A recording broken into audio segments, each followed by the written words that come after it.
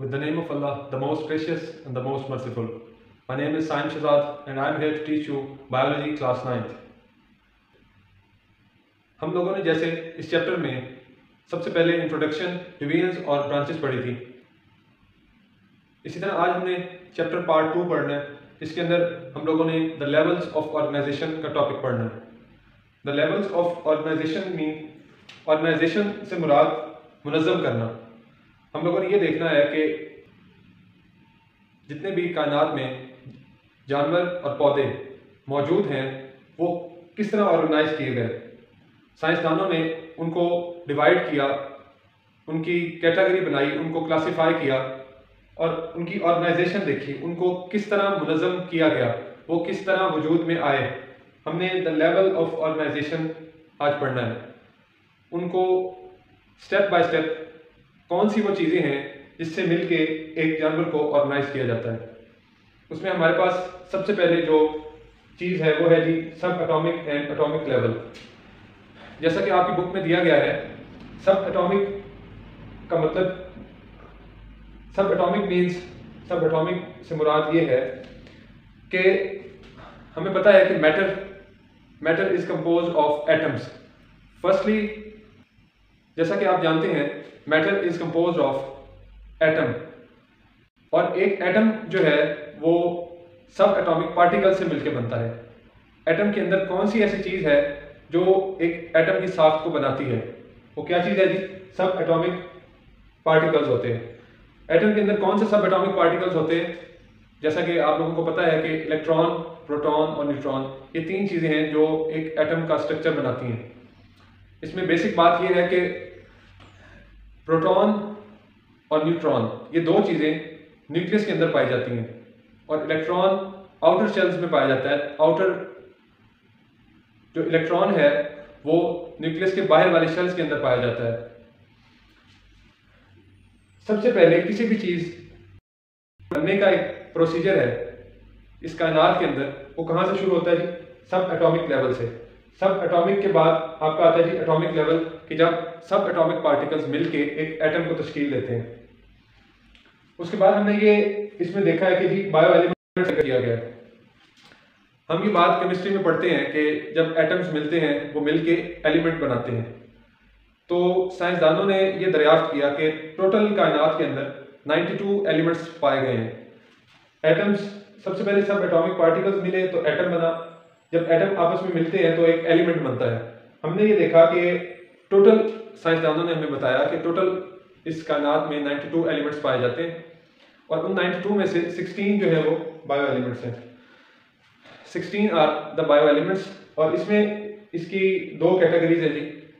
6 जो है वो 99% एक ऑर्गेनिज्म का स्ट्रक्चर बनाते हैं और 10 जो है वो 1% बनाते हैं।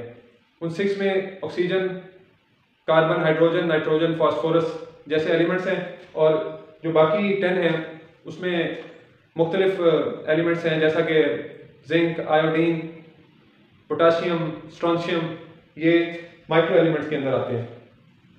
तो यहाँ तक हमारी बात मुकम्मल हुई कि सबसे पहले एटम के अंदर जो चीज़ें मिलके एक चीज देती हैं वो हमारे पास क्या है जी? सब एटॉमिक पार्टिकल्स हैं।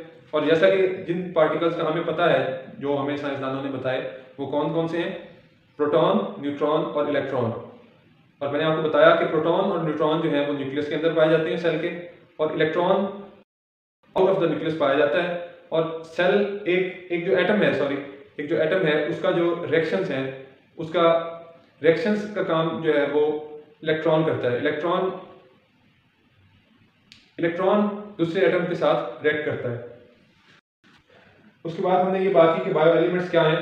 तो जब एटम्स आपस में मिलते हैं तो वो एक एलिमेंट को शक्ल देते हैं, एक एलिमेंट की तश्कील होती है। और टोटल इस कायनात में अब तक जो हमें एलिमेंट्स का पता चला वो कितने थे? 92। और 92 में से 16 जो हैं वो ऐसे एलिमेंट्स हैं जो एक लिविंग ऑर्गेनिज्म को तश्कील दे रहे हैं। उनमें से मैंने आपको बताया बायो एलिमेंट्स के अंदर टोटल 16 है, जिसमें से 6 जो है वो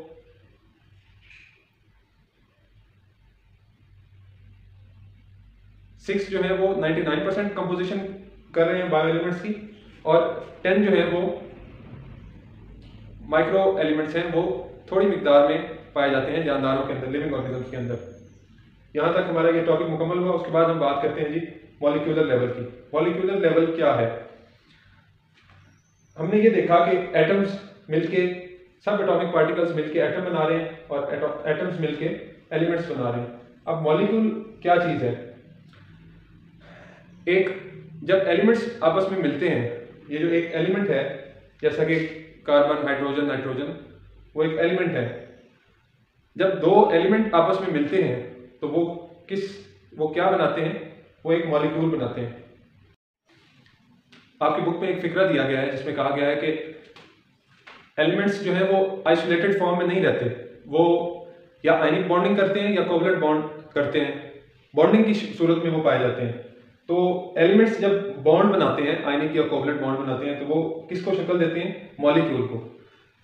तो हमारे पास आपकी बुक में दिया गया कि दो किस्म के मॉलिक्यूल्स हैं जी, माइक्रो और macro.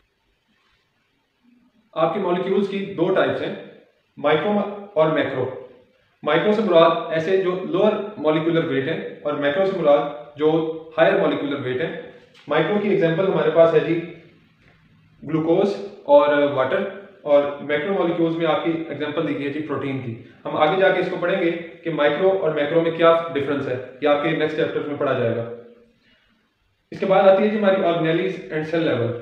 Organelles and cell level, molecular level के बाद आता है जी ऑर्गेनेलीज एंड सेल लेवल। तो हमने ये देखना है कि ऑर्गेनेलीज क्या चीज है।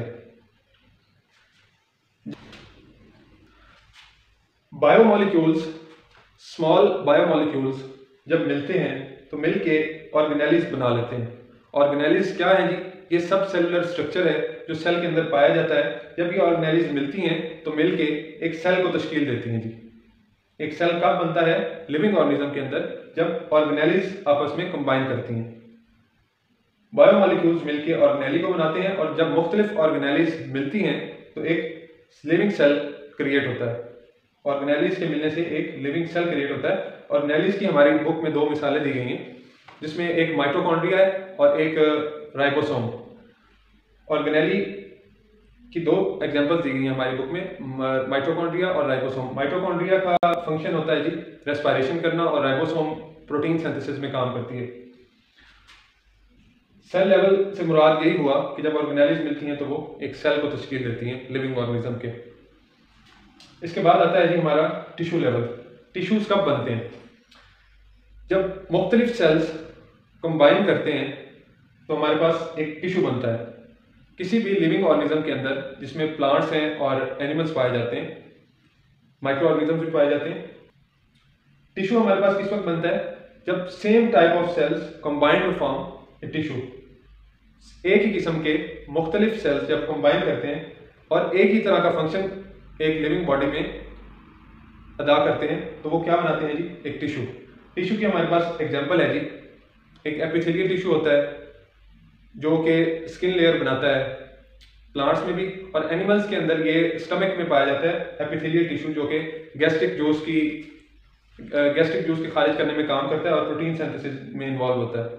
इसी तरह कुछ ग्राउंड टिश्यूज होते हैं एनिमल्स के अंदर। मस्कुलर टिश्यूज और नर्वस टिश्यू की एग्जांपल दी गई है जी आपकी बुक में।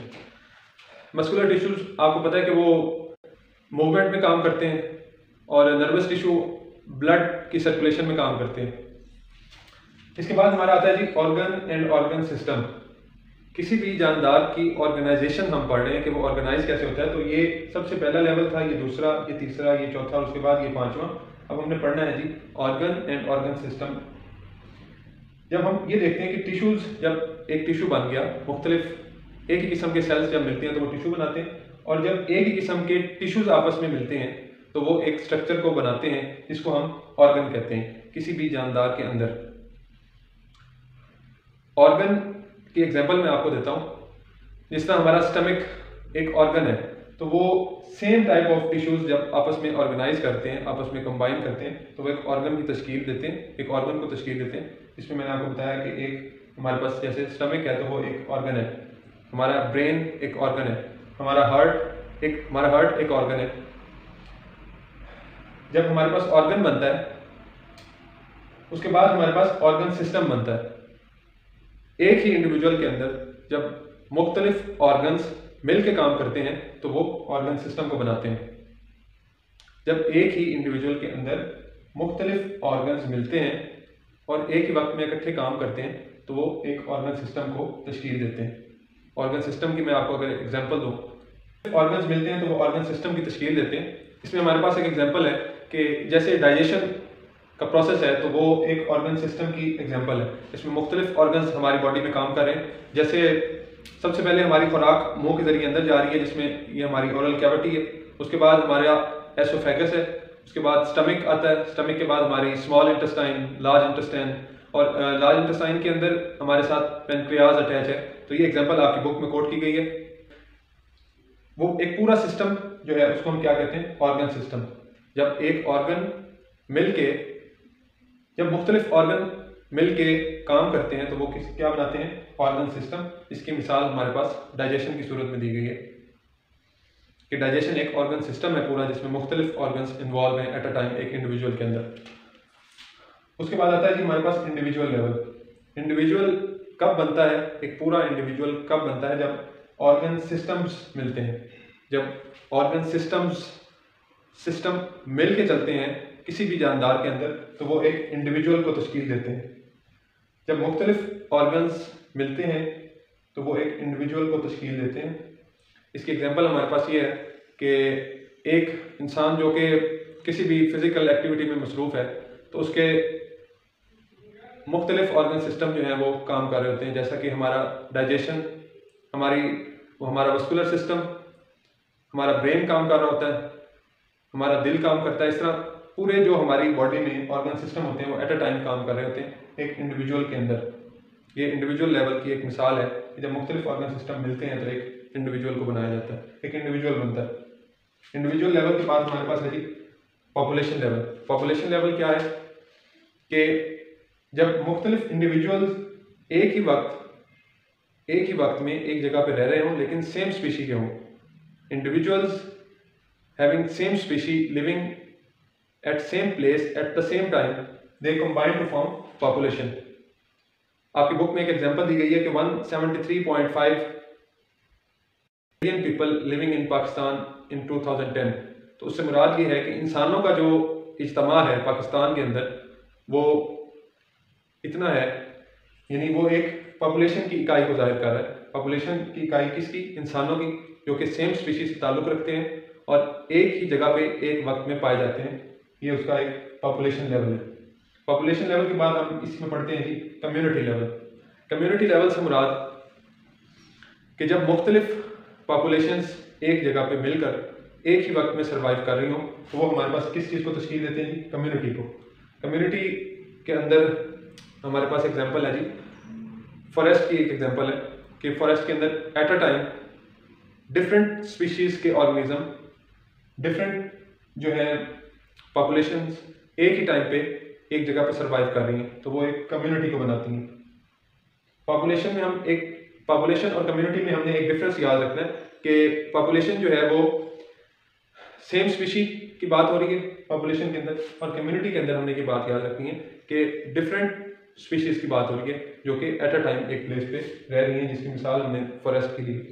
लास्ट पे जी जब कम्युनिटी लेवल के बाद हम एक लास्ट पढ़ते हैं तो आपकी बुक में दी गई है बायोस्फीयर लेवल। बायोस्फीयर लेवल क्या चीज़ है, बायोस्फीयर लेवल से क्या मुराद है, हमें इस कुछ लफ्ज़ से भी जाहिर हो रहा है कि बायोस्फीयर दो अल्फाज पे ये मुश्तमिल है। Bio means life and sphere means part of the earth. Part of the earth, biosphere level means कि इस कुर्रा अर्थ का वो हिस्सा जहाँ पे ज़मीन का वो हिस्सा जहाँ पे ऑर्गेनिजम्स इनहेबिटेड है, कम्युनिटीज़ इनहेबिटेड है, और इंक्लूडिंग ऑल इकोसिस्टम्स। इकोसिस्टम का लफ्ज़ आपकी इस पैराग्राफ में यूज़ किया गया। तो इकोसिस्टम से मुराद के किसी भी इन्वायरमेंट के अंदर लिविंग और नॉन लिविंग कॉन्स्टिट्यूएंट्स का आपस में इंटरेक्शन, एक लिविंग पार्ट का नॉन लिविंग थिंग्स से जो इंटरेक्शन है उसको हम इकोसिस्टम कहते हैं। तो बायोस्फीयर में हमने इस चीज़ का जिक्र किया है कि ज़मीन का वो हिस्सा जहाँ पे जानदार पाए जाते हैं कम्युनिटीज़ की शक्ल में, गिरोहों की शक्ल में, एक स्पीशी नहीं बल्कि मुख्तलिफ स्पीशीज़ मिलके किसी भी ज़मीन के हिस्से में जहाँ पे रहती हैं उस जगह को हम बायोस्फीयर लेवल का नाम देते हैं। इसके बाद ही हमने इस सारे टॉपिक के बाद हमने ये दो टर्म्स पढ़नी है जो इस टॉपिक से रिलेटेड है, एक हैबिटेट और दूसरा स्पीशीज़। हैबिटेट में हमने ये पढ़ना है जी कि हैबिटेट का उर्दू में जो तर्जुमा है इसको उर्दू में कहते हैं जी मस्कन। हैबिटेट से मुराद होता है कि किसी भी जानदार का वो एरिया जहाँ पे वो रिहाइश पजीर होता है उसको हम हैबिटेट कहते हैं। और स्पीशीज से मुराद ये है बायो की टर्म में कि ये लफ्ज़ आप देखें स्पीशीज से मुराद ये है बायो की टर्म में कि a group of closely resembling organisms living in an area at the same time. आप इसको उर्दू में अगर कहें तो इसको हम इस तरह भी कह सकते हैं कि एक ही नस्ल जो कि मिलजुल के साथ रहती है और अपनी नस्ल को आगे बढ़ा सकती है, रिप्रोडक्शन कर सकती है और अपनी नस्ल को आगे बढ़ा सकती है। इस तरह बता सकते हैं कि ऐसे जानदार जो कि एक ही नस्ल के हों और एक वक्त में एक साथ रह रहे हों और अपनी नस्ल को आगे बढ़ा रहे हों, इसको हम स्पीशी कह सकते हैं। ये स्पीशी की टर्म है। आज के लेक्चर में हमने लेवल्स ऑफ ऑर्गेनाइजेशन पढ़ा। इसमें हमने देखा कि ये एक लेवल से मिलकर दूसरा लेवल बनता है, दूसरे लेवल से तीसरा, इस तरह ये सारी तरतीब एक मिलकर एक ऑर्गेनाइजेशन बनाती है, एक जानदार को ऑर्गेनाइज करती है। तो उस एक जानदार को बनाने के ये सारे स्टेप्स हमने आज तरतीब से पढ़े और उससे रिलेटेड टर्म्स हमने ये पढ़ी हैं, हैबिटेट एंड स्पीशीज।